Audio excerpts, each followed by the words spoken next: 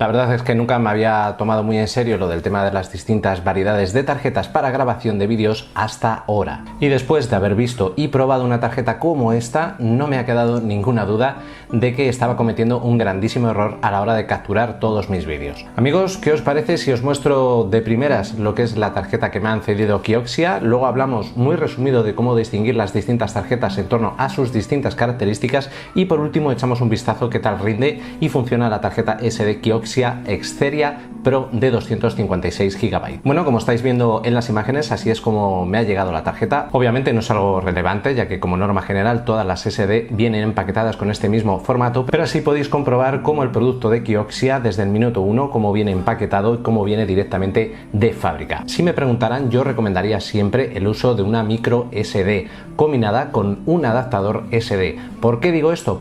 Porque las tarjetas son un producto de roce y contacto. Continuamente debes estar introduciendo y retirando la tarjeta para su lectura, con lo cual mi consejo es que utilices un adaptador. ¿Por qué? Porque tú vas a guarecer esta micro SD dentro de este adaptador, el cual va a estar sufriendo constantemente el roce de introducir y retirar esa tarjeta, y ese deterioro al final, pues con el paso del tiempo se va notando.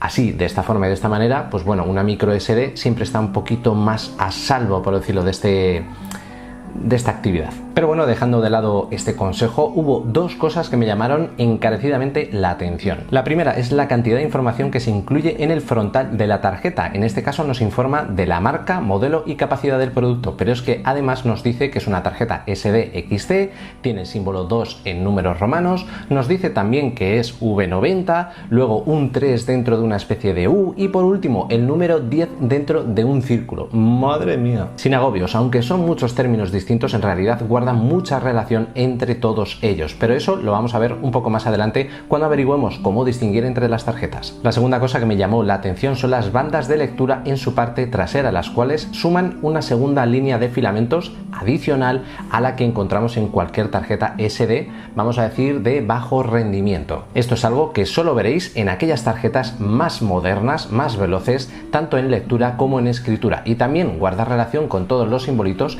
que acabamos de mencionar. Las tarjetas se han ido actualizando con el paso del tiempo, mejorando y optimizando tanto capacidades de almacenamiento como velocidad tanto de lectura como de escritura. Sin embargo, el paso del tiempo y la modernización también ha traído consigo el cambio de las distintas formas de agrupar las velocidades de las tarjetas, entre otros conceptos. Y es ahora cuando entramos al apartado para distinguir tanto simbolito. Lo primero y más fácil de entender y distinguir son las capacidades de almacenamiento. Es cierto que hay tarjetas que te pueden poner 10 megas, 1 giga, 128 gigabytes, pero estas cantidades están agrupadas en 4 tipos. La SD estándar, que tiene una capacidad máxima de 2 gigabytes, además de estar muy limitados de espacio a día de hoy, también nos limita en cuanto a la duración de los vídeos que grabemos. Luego tenemos por otro lado la SDHC o High Capacity, que va de los 2 gigabytes a los 32 gigabytes como máximo. Aquí pasa lo mismo que en el caso anterior, aunque tenemos algo más de espacio, los vídeos se dividirán en archivos de 4 GB.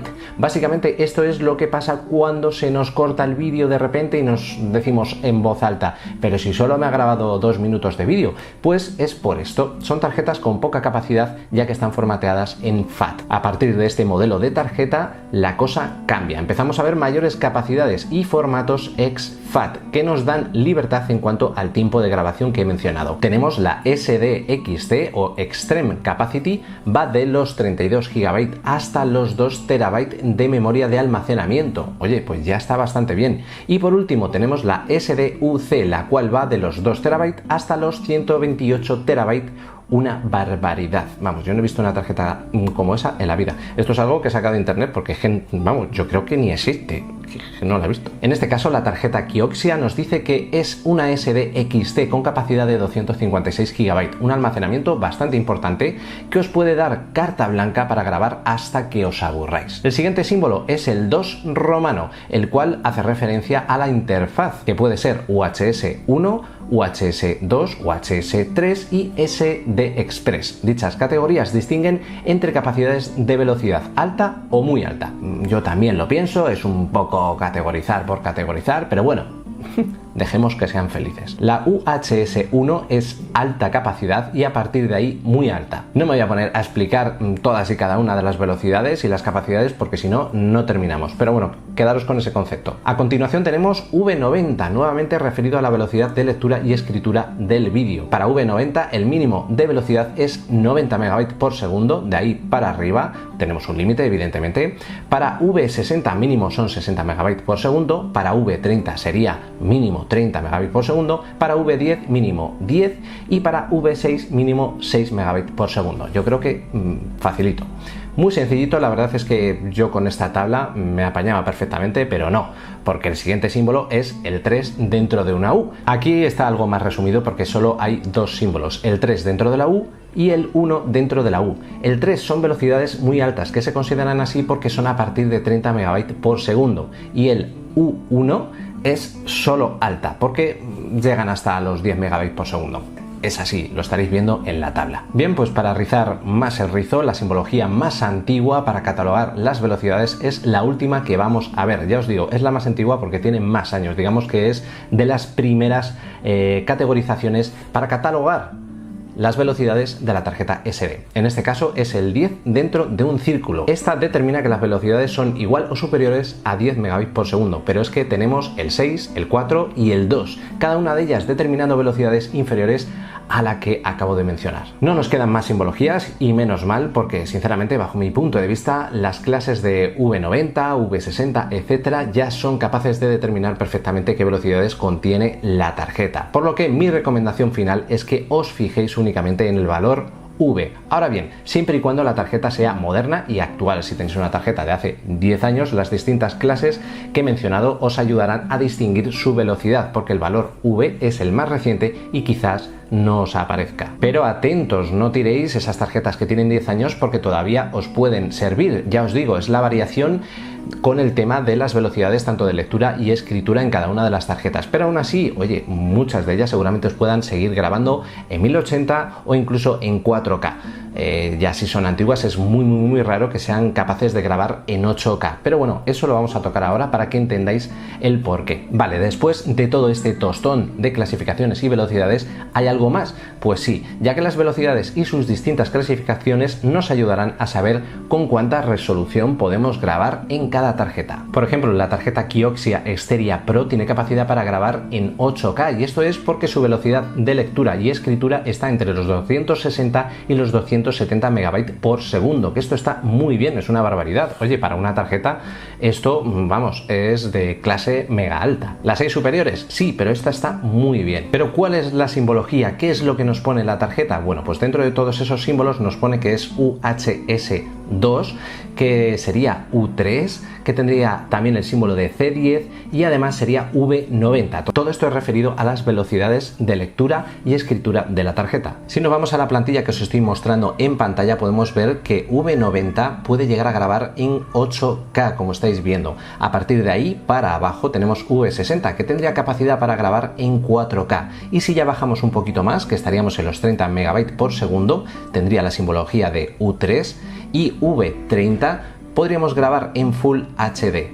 A partir de ahí para abajo yo creo que ya no interesaría por el tema de que, bueno, pues creo que nadie a día de hoy graba en 720 o en HD. Esto tiene relación en cuanto a la calidad que podemos obtener en nuestras imágenes de grabación con las distintas tarjetas. Pues no tiene absolutísimamente nada que ver. De hecho, yo lo he probado con una tarjeta que tengo, que es de hace muchísimos años, de la compañía Samsung, que desde luego no es V90, es bastante inferior. Con esta puedo grabar en 4K y sin ningún problema puedo hacerlo, puedo grabar y desde luego que la calidad de imagen es exactamente igual y la misma que con la tarjeta de Kioxia Xperia Pro, que tiene la capacidad de poder grabar en 8K. Pero esto ya es un tema que está relacionado con la cantidad de megas y gigas que acumulamos en la tarjeta mientras estamos grabando. Evidentemente en 4K los archivos que nosotros grabamos tienen unas cantidades y unas capacidades enormes. Cuando tú sacas un archivo de 1 minuto de grabación en 4K, pues son gigas de almacenamiento, mientras que si tú grabas en Full HD quizá no llega al gigabyte de ocupación dentro de tu tarjeta. Es aquí donde entran los megabytes por segundo de lectura y de escritura. Y para poneros un ejemplo, os voy a poner una grabación en 4K a 30 frames por segundo con dos tarjetas distintas. Evidentemente una de ellas es la Kioxia, y no os pongo el nombre, ahora mismo no pongo cuál es cuál, ya que no sabríais decirme cuál es la tarjeta Kioxia, que es de alta gama, mientras que la otra pues es bastante inferior. No sabríais decirme, ¿no? Bueno, pues os pongo ahora mismo los nombres y, sorpresa, no habríais sabido distinguir cuál es cuál, desde luego. Con todo esto, no quiero decir que la tarjeta de Kioxia Excedia Pro sea mala o no merezca la pena, ni muchísimo menos. Esto depende luego de lo que estéis buscando y de lo que necesitéis cada uno de vosotros. Evidentemente una tarjeta de gama media o de hace 10 años nos va a dar la capacidad que nos está dando esta tarjeta de 256 GB. Y luego, por otro lado, la posibilidad de grabar en 8K nos facilita muchísimo el tema de los megabytes por segundo, esa velocidad de lectura y de escritura. Insisto, con toda esta información que os he dado, yo creo que os podéis hacer una idea y podéis manejaros un poquito mejor a la hora de elegir entre las distintas tarjetas. Yo la verdad es que me ha venido muy bien informarme sobre este tema, me ha ayudado muchísimo para a partir de ahora poder hacer mejores grabaciones. Tengo más capacidad con esta tarjeta para poder acumular muchísimo más contenido, y desde luego que el día de mañana, si yo quiero grabar en 4K a 30 frames por segundo, voy a tener las mejores velocidades posibles, tanto de lectura y de escritura, dentro de esta tarjeta. Así que os recomiendo que os paséis por la página web de Kioxia, que tienen, además de tarjetas SD, tienen discos duros M.2 o bueno, PCI Express, tienen un poquito de todo en cuanto se refiere a productos de almacenamiento, de memoria, de, ya digo, de tarjetas SD, de discos duros, tienen un poquito de todo, pero sobre todo están especializados en este campo, y os recomiendo que os paséis por la página web. Está muy interesante y además los precios están bastante bien relacionados en cuanto a calidad-precio. Esta tarjeta creo que merece bastante la pena, sobre todo para aquellas personas que quieran realizar grabaciones pues un tanto más cinematográficas, porque tienen que acumular muchísima más información, y desde luego por el tema de la calidad, la resolución. Cuanto más potente sea la tarjeta, más resolución vas a poder tener en tus vídeos. Y nada, eso ha sido todo. Espero que os haya gustado el vídeo, espero que os haya ayudado sobre todo a decidiros por una tarjeta. No ha sido tanto como tal un análisis en sí de la tarjeta, sino cómo poder encontrar pues la tarjeta que más os convenga a cada uno de vosotros. Y yo desde luego que me quedo con esta Excedia Pro.